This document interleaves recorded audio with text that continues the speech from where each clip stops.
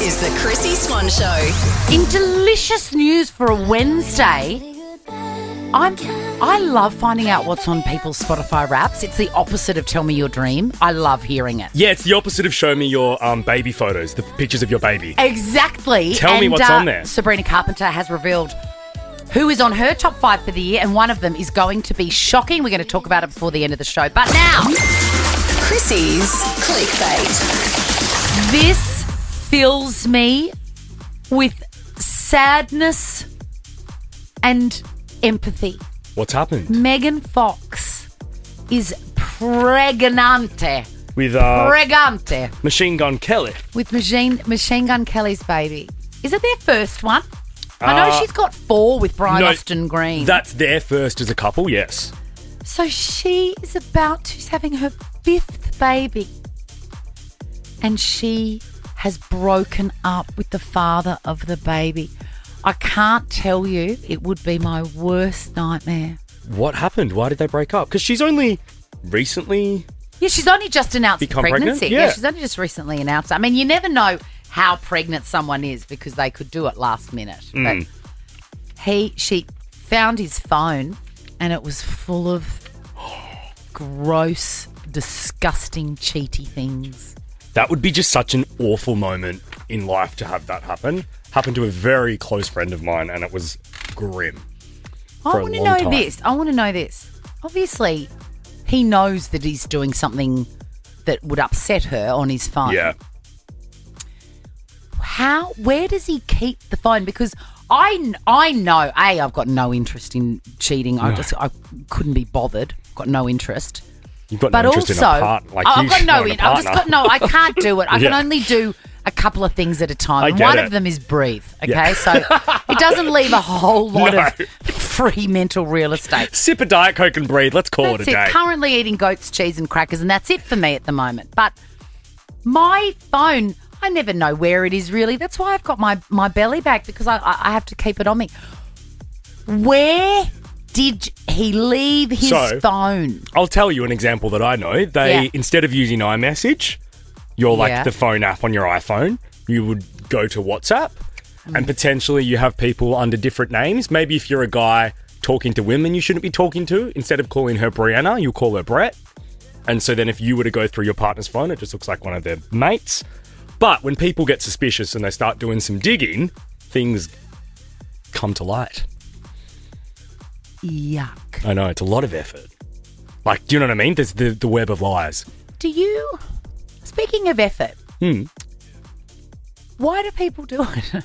Do you know what I mean? Like, I know that that's a really sort of basic question, but I imagine that the energy to do it is so awful. And at some point you respected the person that you're in a relationship with.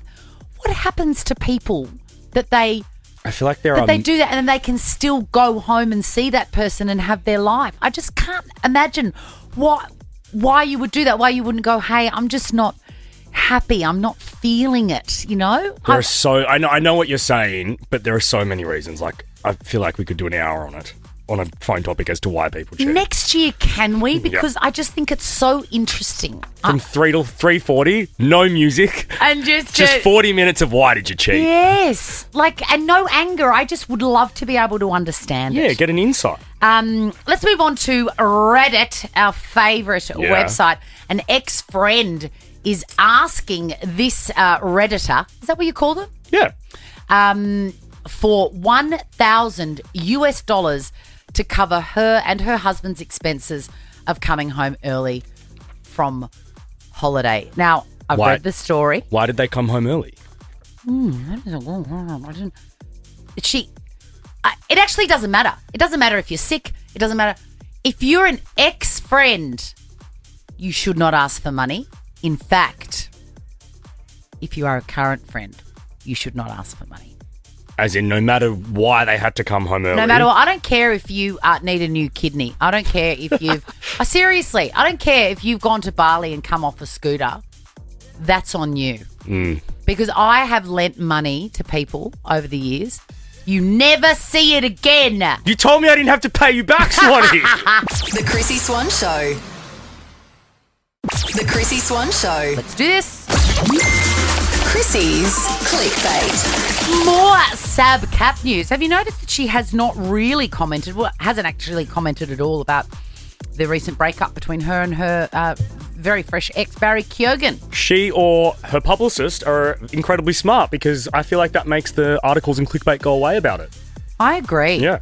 She's talking about other stuff, which I like. And I reckon she's done this interview and I think one of the no-go zones would have definitely been a relationship. Right. Don't you think? Probably. You'd think, I'd think the publicist would be laying down that law now. She sat down with Vogue Arabia. Oh. Hello, Vogue Arabia. How are you? Well done on making the Google searches. Anyway, God, I love this song so much. Oh, Katie Lang is not interacting with us at all. Oh, I thought you liked this song, Katie. It's bizarre. I do, I'm busy. Sorry, I'm doing stuff out here. Yes. Oh, we're not. Stop. Anyway, Sabrina Carpenter has commented on her Spotify Wrap. Everybody does it. Yes. She said she nearly didn't mention it at all because she is in her own top 5. Hey, with a song like Bedcam, I'd be in my own top 5 too. But this is the thing. Once you know a little bit of something, I always want to know more, and I want to know what song of hers is in her own top 5. Is it Espresso? No. I think because she went on tour this year, there's probably some album tracks she recorded 2 years ago, has never had to sing again, and then coming into these live shows, she's probably like, oh, I better start listening to Juno to remember those lyrics. Like a crash course. Yeah. God, I want to know. So she was in her own top 5, and then rounding them out, my God, what a hit list. Dolly Parton. Oh, we're going to enjoy a bit of Dolly. ABBA. What do you think of ABBA? I like ABBA. It reminds me of my drunk auntie. I feel like you can't not. Like, you've just got to like ABBA. I'm going to go Bee Gees next. That's another one. What a trio of voices. And something that I have in common with the great Sabrina Carpenter. We've actually got 2 artists in common on our top 5. Sabrina Carpenter. Yeah. And Casey Musgraves. Oh, you've lost me. Awful. Oh my God, she's so great. If you're thinking, I want to add a new little vibe to my Spotify list. Don't Not add you. Not you. Add Subcap, not Casey. She's got a new album, but start with Slow Burn. That'll get you in the mood. Slow burn, all right. All right, let's talk about the rise of buffet dining. Buffets used to be massive in the 70s and 80s. Smorgies, Sizzler, where you pay one price and then eat as much as you want. I missed all of that. Oh, can you imagine people? Because we never had anything like that in Australia. Yeah. And you go and pay $20 and just go back and back and back. One of the greatest buffets that I ever experienced was the Pizza Hut All You Can Eat. You would pay and then just go and get as much pizza by the slice as you wanted. Yum. Can you imagine? Yum. And they would just keep on coming out under the little hot lights. The best buffet I've been to is the Langham Gold Coast. They do a good buffet at that hotel. I'm telling you, if anyone's ever gone to the GC... Well, of course they do. It's a 5-star hotel, maybe even a 6.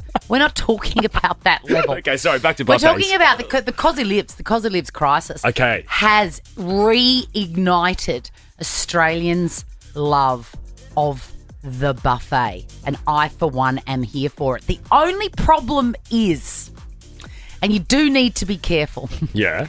When they started here, it was beautiful quality stuff, like the Langham, but not, you know. Yes. I feel like the buffets today are not going to be the sort of quality that I would like to eat a lot of. Okay, so it's going to be a bit of like Wentworth prison food. A little bit. Yeah. I think you could be right, because if we're doing it because of Cosy Lives, you're not getting the Langham GC. You're getting prison food. Yeah. The other thing I want to ask you is, if you get takeaway with a group of people, just say you go Thai or Indian, are you I have ordered my butter chicken and I've got my roti and my rice, or do you just get a plate and go, I'm going to have a bit of massaman, I'm going to have a bit of Penang curry, I'm going to have a bit of red curry, I'm going to have a bit of green, and then do it like you're supposed to culturally. Okay, so it depends. Fish and chips, strictly my own vibe, because often I'll order that with mates, and I'm like, no, I know the single pack I order. But when I'm ordering like Chinese food, yeah, we all take a little bit of each other's. I'm really pleased to hear that. I'm good. Because why would you put all your eggs in one basket? I agree. Sharing's caring, man. You got to have a little bit of everything. Comes to fish and chips, no sharing. No. Hey, Ricky Lee, Tim and Joel are up next. Have a beautiful Wednesday night. We'll see you tomorrow. See you tomorrow. Now check this out. The Chrissy Swan Show is a Nova podcast. For more great comedy shows like this, head to novapodcast.com.au.